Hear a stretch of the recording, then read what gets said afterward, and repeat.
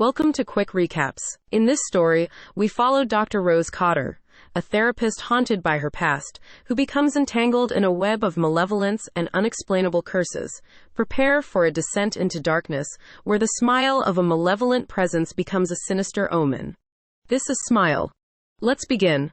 Dr. Rose Cotter had spent her entire career helping others navigate the depths of their psychological torment. A skilled therapist, she had honed her abilities to comfort and counsel, a way to heal her own childhood scars. Those scars ran deep, back to the harrowing memory of witnessing her mother's suicide when she was just 10 years old. One fateful night, Rose was called to Mount Pleasant Hospital for an emergency session. Her new patient was a graduate student named Laura Weaver, who had recently seen her own world shatter. Laura had been traumatized, claiming she had witnessed her professor, Gabriel Munoz, bludgeon himself with a hammer. But it wasn't the grisly scene that haunted her. It was the malevolent presence she said was now stalking her. A curse, she claimed, that had consumed her life. Rose diagnosed her with hallucinations, desperately trying to guide Laura back to reality. But Laura's eyes were wild with fear, her voice shaking as she insisted that this entity had the power to masquerade as others, wearing an eerie, unrelenting smile. She swore she was about to die. Then, in a terrifying moment, Laura's face contorted into a sinister grin before she seized a broken vase shard and cut open her neck in front of Rose. The hospital soon summoned the detectives to investigate Laura's death, and one of them turned out to be Rose's ex-boyfriend, Joel. Still shaken by what she had witnessed, Rose recounted Laura's horrifying story, how she believed she was cursed by a malevolent presence with a haunting smile. In the days that followed, Rose's life spiraled into a nightmarish descent. She began to see Laura's smiling face in the most unexpected places, her vision blurred between reality and haunting apparitions. These visions inspired Rose to dig deeper into Gabriel Munoz's suicide.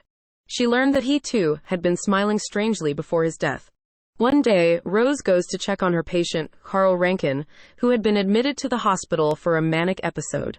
But to Rose's horror, Carl's smile turned menacing, and he began to threaten and terrify her. Panic coursed through her veins, and she called for security. Orderlies rushed in to restrain Carl, only to find that Rose had imagined his aggressive behavior. Her mind was unraveling, and her boss, Dr. Morgan Desai, reluctantly placed her on 1 week's leave. As Rose's sanity teetered on the edge, the terror followed her home. Her security alarm blared while she was alone, and an eerie call from the security service taunted her. The real operator called soon after, but his voice provided little comfort. When her fiancé, Trevor, returned home, Rose noticed that her beloved cat had gone missing. Desperate for help, Rose sought solace with her former therapist, Dr. Madeline Northcott. She confided in Madeline about the hallucinations, but Madeline believed it was a manifestation of Rose's long-standing guilt over her mother's suicide. She denied Rose's plea for antipsychotic medication. The fragile strands of Rose's sanity continued to unravel as she and Trevor attended her nephew Jackson's birthday party. Her gift, a horrifying discovery, was met with gasps of disbelief. Jackson unwrapped his present to find Rose's dead cat wrapped inside. Rose denied any involvement, but another vision of Laura sent her stumbling through a glass table. Trevor, growing increasingly concerned, accused Rose of inheriting her mother's mental illness and of killing their cat. His dismissive words only deepened her isolation. Driven by desperation, Rose sought out Gabriel Munoz's widow, Victoria, hoping for answers. Victoria showed her macabre sketches drawn by Gabriel, depicting a dark entity trying to get inside him. Gabriel had been traumatized by his brother's death 20 years ago, and his descent into madness had begun after witnessing a woman's suicide at a conference. When Rose pressed for the woman's name, Victoria angrily expelled her from the house. The truth was too painful for Victoria to bear. Desperate to unravel the mystery, Rose convinced Joel to help her investigate. He accessed police files and uncovered a chain of 20 similar cases, all involving witnesses to 19 suicides, except for one, Robert Talley. Robert had watched his business partner commit suicide, but hadn't taken his own life. Instead, he had murdered a stranger. 4 days later, the witness to Robert's actions committed suicide, and the sinister pattern continued.